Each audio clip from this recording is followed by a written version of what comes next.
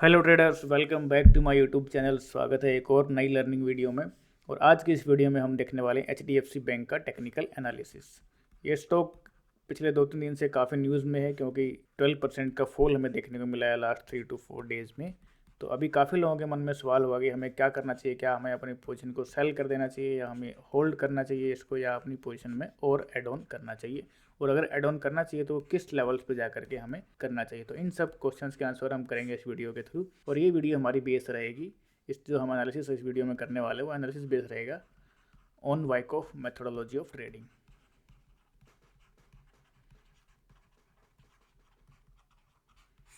जो लोग इस वीडियो को पहली बार देख रहे हैं, चैनल से नए जुड़े हैं, उनसे मैं रिक्वेस्ट करूंगा कि आप जा करके सेकंड और थर्ड वीडियो प्लेलिस्ट जरूर देखें। उसका लिंक भी आपको मिल जाएगा डिस्क्रिप्शन में। तो वहाँ से आपको समझ आ जाएगा कि क्या वाइकॉफ मेथोडोलॉजी है और वो किस तरीके से मार्केट में काम करती है। नए लोगों के लिए छोटा सा इंट्रो कि मेरा नाम है अनिल मोहिल। मैं एक स्विंग ट्रेडर हूँ और मैं वाइकॉफ मेथोडोलॉजी ऑफ ट्रेडिंग को प्रैक्टिस करता हूँ, और उसी मेथोडोलॉजी पे बेस हम ये एनालिसिस यहाँ पे देखने वाले हैं। तो स्टार्ट करते हैं एनालिसिस के साथ बिना किसी डिले के। किसी भी स्टॉक का एनालिसिस करने का सबसे अच्छा तरीका, सबसे पहले हम उसके बारे में बिल्ड करें एक लॉन्ग टर्म व्यू। तो यहाँ पे मैंने एचडीएफसी बैंक का वीकली चार्ट लिया है, और जो मैं स्केल यहाँ पे यूज़ कर रहा हूँ वो है लोगरिथमिक स्केल, क्योंकि जब भी आपको कोई लॉन्ग टर्म चार्ट देखना है तो आप लोगरिथमिक स्केल को प्रेफर करिए। तो हमारे यहाँ पे लॉन्ग टर्म चार्ट को देखने के बाद हमारा जो फर्स्ट मोटिव है कि हमें आइडेंटिफाई करना है कि प्राइस अभी कहाँ पे, क्या प्राइस एक ट्रेंडिंग एनवायरनमेंट में है, क्या प्राइस एक नॉन ट्रेंडिंग एनवायरनमेंट में है। तो हम इससे देखते हैं कि प्राइस अभी कहाँ पे है। स्टार्ट करते हैं यहाँ से। तो पहले हमें एक स्मूथ अप ट्रेंड देखने को मिलता है, उसके बाद फिर से ट्रेडिंग रेंज में चला जाता है प्राइस, फिर अप ट्रेंड, फिर एक ट्रेडिंग रेंज, फिर से एक अप ट्रेंड कंटिन्यू करता है। और यहाँ पे हमें एक डिस्ट्रीब्यूशन ट्रेडिंग रेंज देखने को मिलती है। और इस डिस्ट्रीब्यूशन के बाद जो फॉल आया था 2020 में, फिर से प्राइस अप ट्रेंड में ट्रैवल करता है, और यहाँ पे फाइनली हमें एक ट्रेडिंग रेंज यहाँ पे देखने को मिल रही है। तो इन सभी ट्रेडिंग रेंज को देख करके हम बता सकते हैं कि ये रीएक्यूमुलेशन था, ये भी एक रीएक्यूमुलेशन था, ये एक डिस्ट्रीब्यूशन था, क्योंकि इसके बाद का हमें प्राइस का बिहेवियर देखने को मिल रहा है कि इसके बाद प्राइस अप मूव किया तो जरूर ये रीएक्यूमुलेशन रहा होगा, यहाँ भी ये रीएक्यूमुलेशन रहा होगा, और यहाँ पे प्राइस डाउन ट्रेवल किया तो ये एक डिस्ट्रीब्यूशन ट्रेडिंग रेंज रही होगी। अभी हमारे पास एक लेटेस्ट ट्रेडिंग रेंज, हमें इसको डिफाइन करना है कि ये एक अक्यूमुलेशन हो सकती है या एक ये डिस्ट्रीब्यूशन ट्रेडिंग रेंज हो सकती है। तो हम इस एनालिसिस को यहाँ से कंटिन्यू करते हैं। तो इसको करते हुए मैं कुछ कुछ बेसिक्स आपको वाइकॉफ मेथोडोलॉजी के शेयर करूँगा जितना पॉसिबल है इस वीडियो में। और कंप्लीट अंडरस्टैंडिंग के लिए ज़रूरी है कि आपको वीडियो नंबर 2 और वीडियो नंबर 3 प्लेलिस्ट से जा करके देखें। तो यहाँ पे ये मैंने लेटेस्ट ट्रेडिंग रेंज को यहाँ पे प्लॉट किया है, और इसको हम 1 by 1 रीड करने वाले हैं। तो ये कोविड फॉल था, उसके बाद एक छोटा सा बेस यहाँ डेवलप होता है, और फिर से एक अप ट्रेंड कंटिन्यू करता है। तो हम पहले इस बेस को रीड करना चाहेंगे और इस फॉल को थोड़ा सा हम डिटेल में रीड करना चाहेंगे। तो इस फॉल को अगर हम देखें तो यहाँ पे स्लाइटली वॉल्यूम इंक्रीज करता है। वॉल्यूम पे मेरा ज़्यादा फोकस रहता है, क्योंकि वॉल्यूम को कोई हाइड नहीं कर सकता, और वॉल्यूम रिप्रेजेंट करता है इंस्टीट्यूशन की एक्टिविटी। जहाँ पे इंस्टीट्यूशंस प्रेजेंट होंगे, जहाँ पे उनकी प्रेजेंस होगी, शेयर्स का एक्सचेंज हो रहा होगा, वहाँ पे जरूर वॉल्यूम इंक्रीज करेगी। और उसको कोई प्राइस को मैनिपुलेट किया जा सकता है, बट वॉल्यूम को मैनिपुलेट करना बहुत ही मुश्किल है, ऑलमोस्ट इम्पॉसिबल है। तो यहाँ से हम वॉल्यूम को अच्छी खासी सिग्निफिकेंस देने वाले हैं, और वॉल्यूम के साथ में प्राइस के बिहेवियर से हम आइडेंटिफाई करेंगे इंस्टीट्यूशंस ने वहाँ पे कैसी पोजीशन बिल्ड की, क्या वो बायर रहे हैं, क्या वो सेलर रहे हैं। तो स्टार्ट करते हैं। यहाँ पे हम देखते हैं कि जैसे फॉल होता है वॉल्यूम काफ़ी इंक्रीज करती है, और ये बहुत ही लाजमी, क्योंकि पैनिक में बहुत जल्दी लोग सेल करने की कोशिश करते हैं। बट यहाँ पे हमें कुछ अच्छे खासे बाइंग टेल्स पे नज़र आते हैं, जो रिप्रेजेंट करते हैं कि इस फॉल में बायर्स भी अवेलेबल थे। अब एक कॉन्सेप्ट होता है वैल्यू जोन का, कि जो इंस्टीट्यूशन पहले इस लेवल पे बाय करने में इंटरेस्टेड थे, उनको जब ये प्राइस लेवल्स दिखते हैं तो उनके लिए एक होता है एक्सट्रीम वैल्यू जोन। और एक्सट्रीम वैल्यू जोन में इंस्टीट्यूशन का बिहेवियर क्या होता है, क्योंकि यहाँ पे उनके पास वैल्यू अवेलेबल है, एक्सट्रीम वैल्यू अवेलेबल है, सेकंड यहाँ पे लिक्विडिटी अवेलेबल है, क्योंकि पैनिक में काफ़ी लोग सेल करने के लिए रेडी हैं।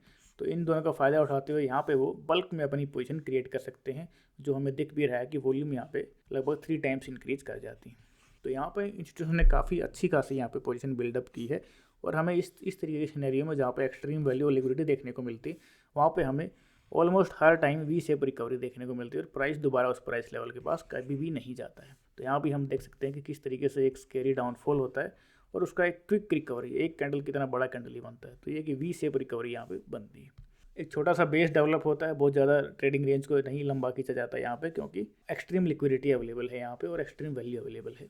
इसके बाद एक स्मूथ अप मूव कंटिन्यू करता है, और जैसे जैसे फिर से इस छोटी सी ट्रेडिंग बेस के बाद जब बाहर निकलता है प्राइस, तो यहाँ पर इंस्टीट्यूशनल एक्टिविटी कम होते हुए चली जाती है, यानी कि इंस्टीट्यूशंस ने यहाँ पे बल्क में क्वांटिटी अपनी बाय कर ली है, और अब वो यहाँ पे इंटरेस्टेड नहीं है इस प्राइस में बायर बनने के लिए। एंड में जाके जो हम ये ग्रीन कैंडल देख रहे हैं, सबसे लार्जेस्ट स्प्रेड इसका है।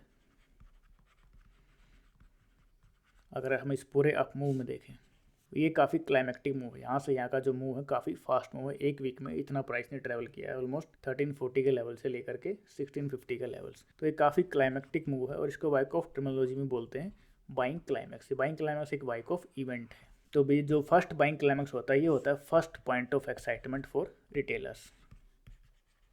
रिटेलर्स यहाँ पे फर्स्ट पॉइंट ऑफ एक्साइटमेंट होता है रिटेलर्स का। यहाँ पे वो बल्क में बाइंग, यहाँ पे बाइंग करना स्टार्ट करते हैं और यहाँ पे जो स्टॉक है आपका मीडिया का फेवरेट बन चुका होता है। काफ़ी आपको हर जगह से बाइंग की रिकमेंडेशन यहाँ पे देखने को मिलती है और इसी का फ़ायदा उठाते हुए, इसी लिक्विडिटी का फ़ायदा उठाते हुए कि यहाँ पे लोग बाइंग में इंटरेस्टेड है, इंस्टीट्यूशंस कुछ क्वांटिटी अपनी सेल करते हैं और वहाँ पे अपना कुछ प्रॉफिट बुक करते हैं। तो अब इस रेंज में हमारा जो मकसद है, हम क्या करना चाह रहे हैं इस रेंज में, सबसे फर्स्ट हमारा जो मकसद है यहाँ पे हमें आइडेंटिफाई करना है कि इस रेंज की बायस क्या हो सकती है। सेकंड, हमें आइडेंटिफाई करना है कि इस रेंज की लेंथ क्या हो सकती है, कितनी लंबी ये रेंज हो सकती है, कितने टाइम तक ये रेंज बिल्ड हो सकती है। थर्ड, हमारा जो मोटिव है यहाँ पे हमें आइडेंटिफाई करना है कि टाइमिंग की, कब ये प्राइस ट्रेंडिंग एनवायरनमेंट में फिर से जाना स्टार्ट कर देगा। तो ये तीन चीज़ हम इस रेंज के थ्रू आइडेंटिफाई करना चाहते हैं। सबसे पहले हम चलें बायस के बारे में। तो बायस हमें through out the trading range develop करनी है। ये हो गया first point of excitement for retailers. तो यहाँ पे हमें मिल गया बाइंग क्लाइमैक्स। बाइंग क्लाइमैक्स को फॉलो करती है ऑटोमेटिक रैली और इसके बाद एक सेकेंडरी टेस्ट और ये हमारा कंक्लूड हो जाता है फेज ए। अब देखते हैं इसके ये क्या, ये हमारे पास अवेलेबल है एक चेंज ऑफ कैरेक्टर। ये चेंज ऑफ कैरेक्टर कैसे है, अगर हम इस पूरे अप मूव को रीड करें तो इसमें अगर देखें ड्यूरिंग दिस होल रैली जो रिएक्शंस थी वो कैसी थी। रिएक्शन जो हमें देखी कुछ ये देखी, ये रिएक्शन है, ये रिएक्शन है, ये रिएक्शन है, ये रिएक्शन है, ये एक रिएक्शन है और एक ये रिएक्शन है। तो ये हमारे पास सबसे लार्जेस्ट रिएक्शन है during this whole up move. और इस रिएक्शन की और भी कैरेक्टरिस्टिक्स हैं कि यहाँ पे अगर आप देखेंगे तो स्प्रेड ठीक ठाक है, कंपेयर करें इस प्रीवियस स्प्रेड्स के मुकाबले स्प्रेड स्लाइटली इंक्रीज करता है। सेकंड, यहाँ पे हमें क्लोज टू क्लोज प्रोग्रेस यहाँ पे देखने को मिलती है। और थर्ड जो है डाउन डिस्टेंस यहाँ पे इंक्रीज हो जाता है। तो compare to all these reactions ये सबसे अलग रिएक्शन है। तो ये हमारे पास डिफाइन करता है कि यहाँ पे प्राइस का करेक्टर अभी चेंज हो गया है। तो इसको हम आइडेंटिफाई करते हैं as a change of character. तो चेंज ऑफ करेक्टर की क्या सिग्निफिकेंस है वाइकॉफ मेथोडोलॉजी में, कि चेंज ऑफ करेक्टर के हाईज और लो से हम एक लाइन्स, पैरेलल लाइन्स ड्रॉ करते हैं और इन पैरेलल लाइन्स का मतलब है कि अब प्राइस इन्हीं दो प्राइस लेवल्स के बीच में कंसोलिडेट करने वाला है मोस्ट ऑफ द टाइम, यानी कि इस मीन के अराउंड हावर करने वाला है प्राइस। अब जैसे जैसे आगे की रिएक्शंस और रैली डेवलप होती हैं तो ये इस ट्रेडिंग रेंज को हम थोड़ा सा अप स्लोपिंग या डाउन स्लोपिंग कर सकते हैं। तो अभी यहाँ पे हॉरिजॉन्टल ट्रेडिंग रेंज बहुत अच्छे से फंक्शन कर रही है। तो हमारे पास ये मिला हमें चेंज ऑफ करेक्टर मूव।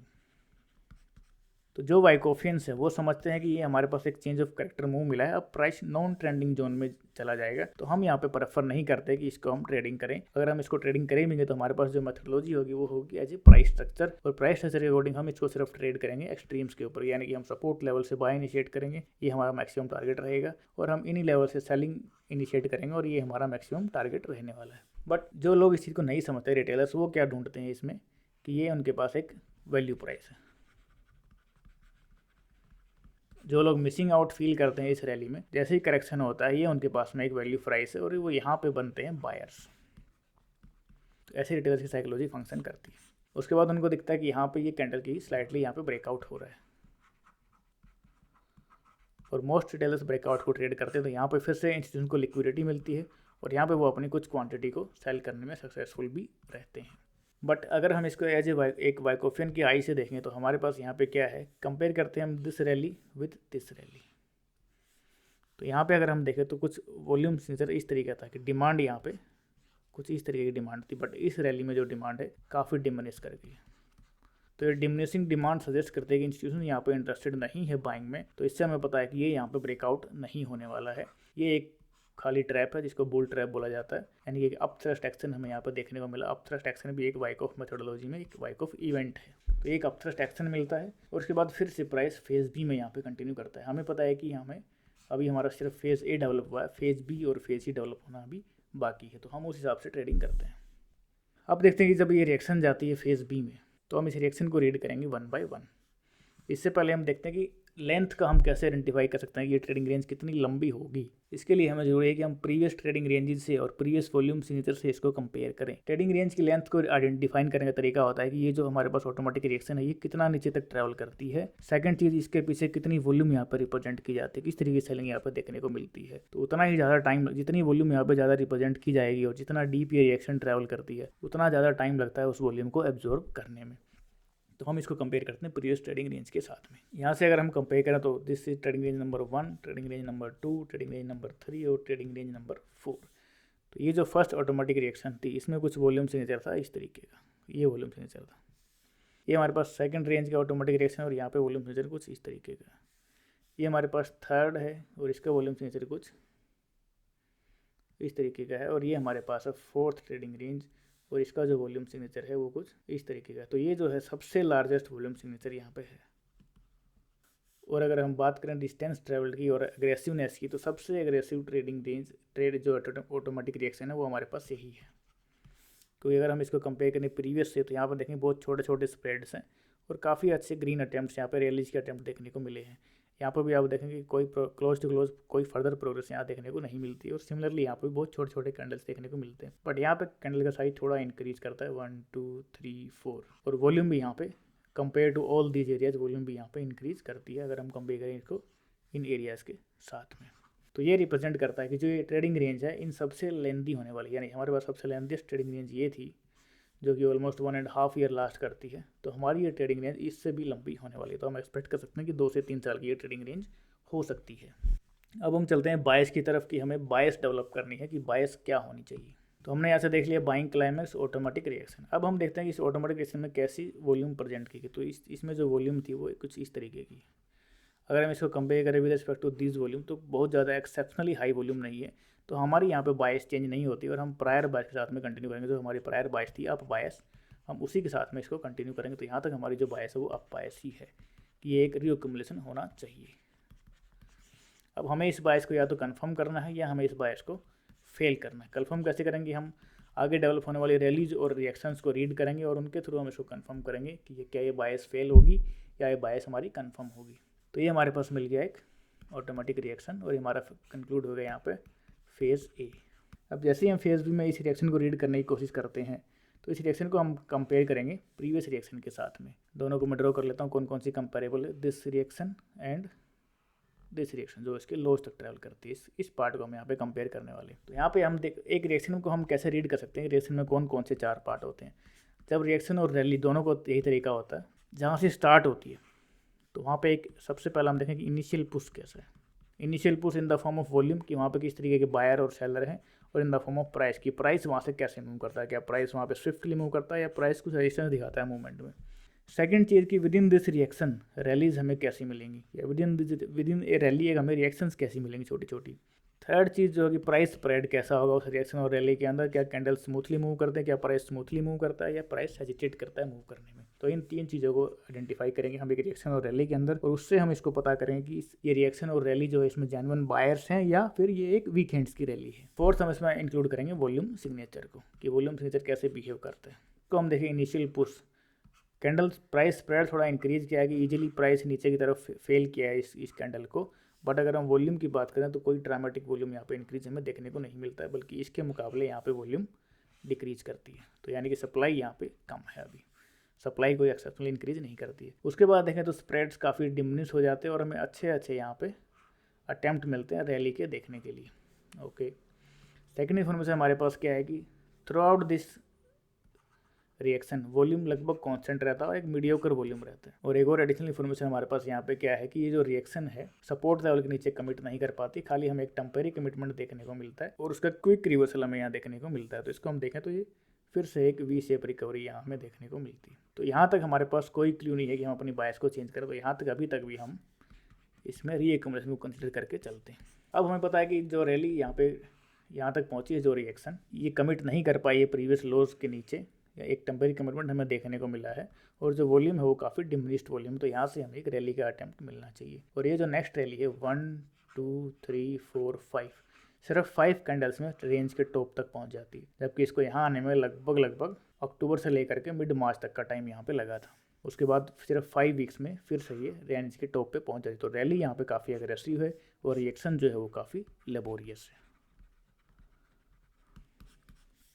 अब चलते हैं इस कैंडल पे, काफ़ी इंटरेस्टिंग कैंडल है। फर्स्ट टाइम यहाँ पे वॉल्यूम सिग्निफिकेंटली इंक्रीज करती है। ऐसी वॉल्यूम हमें देखने को मिली थी लास्ट टाइम कुछ यहाँ पे।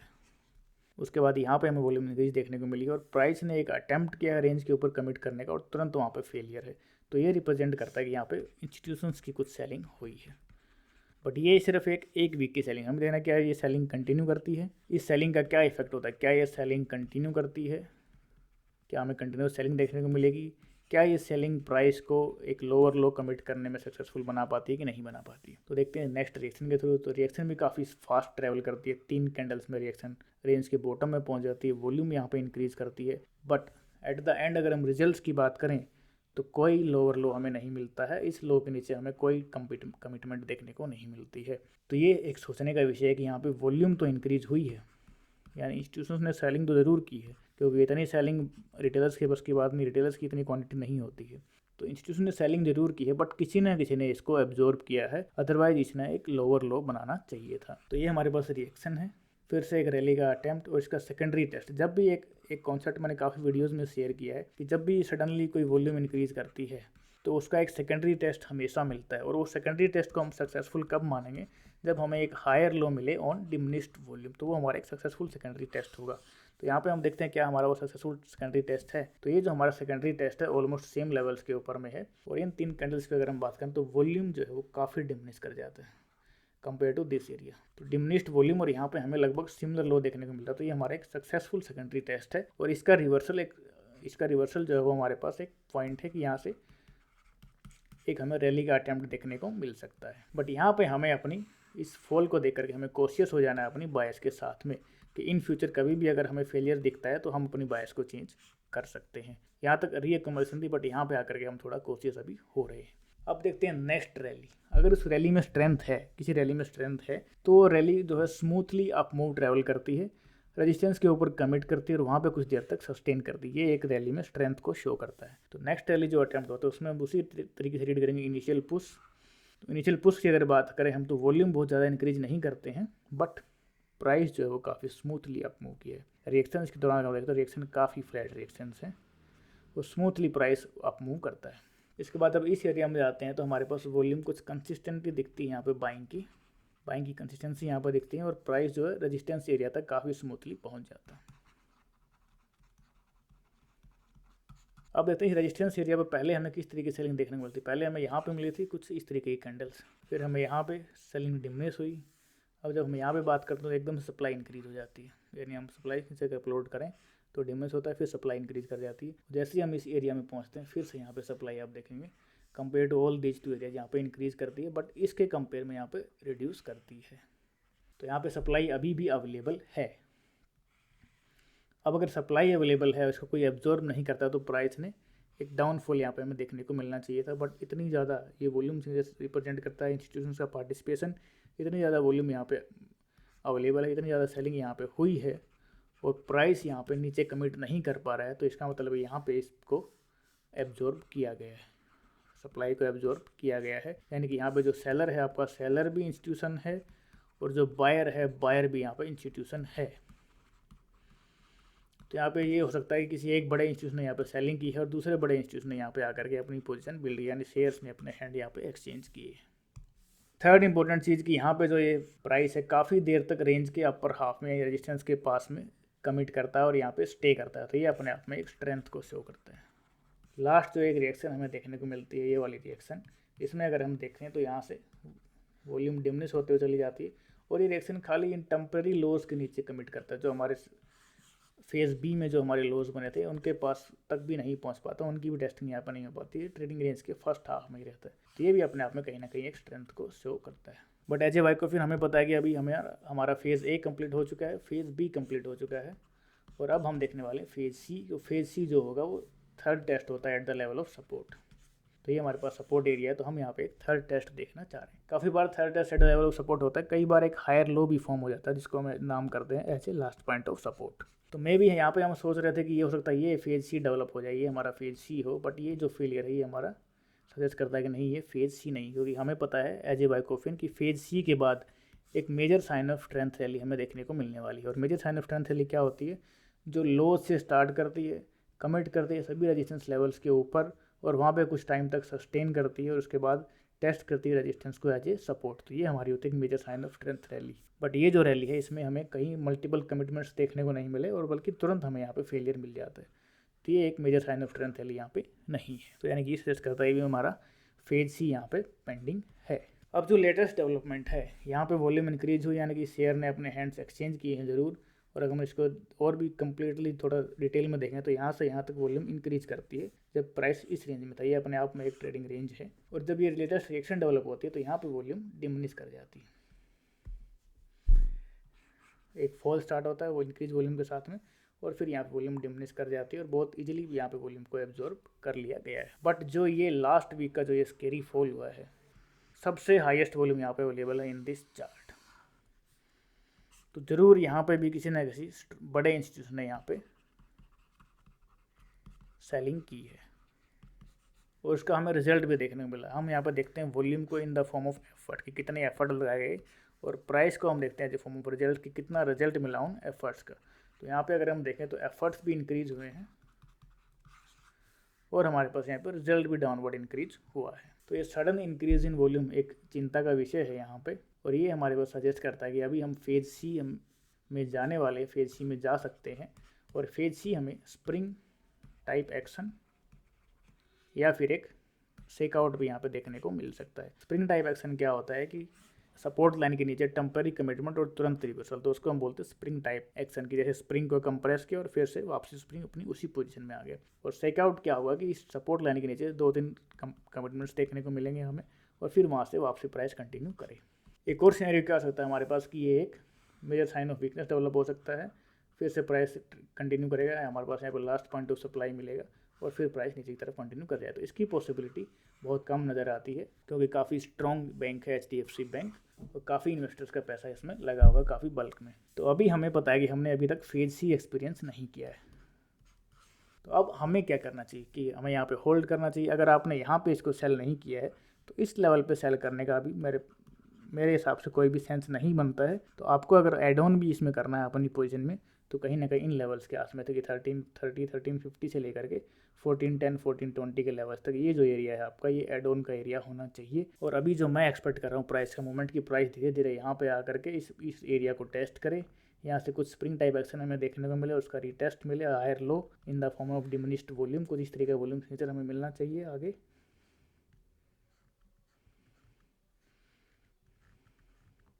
डिमिनिश्ड वॉल्यूम पे हमें ये टेस्ट देखने को मिलना चाहिए, सेकेंडरी टेस्ट जो इस एरिया का होगा और उसके बाद एक अपमूव कंटिन्यू करेगा जो हमारे पास होगी एक major sign of strength rally.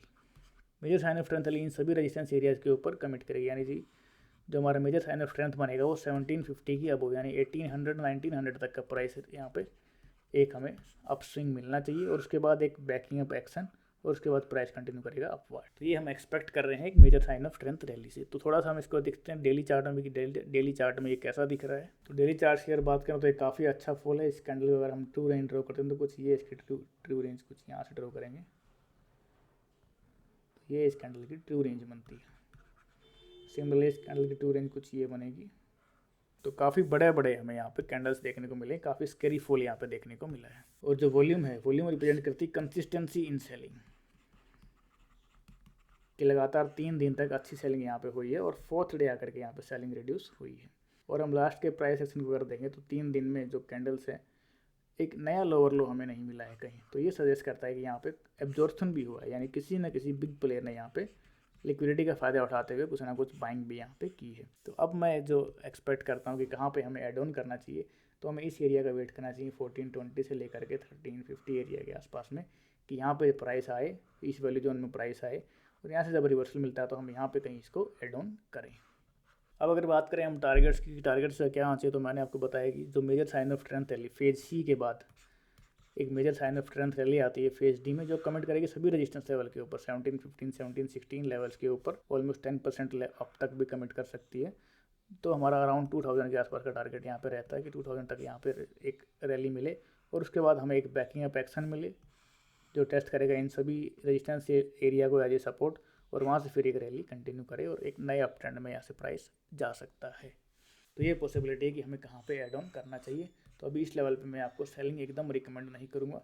In case अगर ये स्ट्रक्चर फेल करता है और हमें एक मेजर साइन ऑफ वीकनेस यहाँ पे देखने को मिलता है, जो कि मल्टीपल कमिटमेंट्स होंगी बिलो द सपोर्ट लेवल, और फिर से एक LPSY का रैली देखने को मिलेगा हमें, और यहाँ से ये हमारे पास एक शॉर्टिंग अपॉर्चुनिटी बन सकता है अगर ये स्ट्रक्चर फेल करता है। तो दोनों कंडीशन में हम यहाँ पे पैसा बना सकते हैं इस स्टॉक से। अब एक इन जनरल मैं आपसे अगर बात करूँ कि कुछ लोगों को लगता है कि लार्ज कैप में पैसे नहीं बनते हैं, तो उनको कैसे लगता है कि जब आप इनकी रिटर्न्स को आप ओवर द पीरियड अगर आप नॉर्मलाइज करेंगे, यहाँ से लेकर यहाँ से नॉर्मलाइज करेंगे, तो हो सकता है कि आपको लगे कि बहुत ही एवरेज से रिटर्न इसने स्टॉक ने दिया है। लगभग 250 के प्राइस से लेकर के 1500 तक का ऑलमोस्ट 12 ईयर्स में 6 टाइम्स।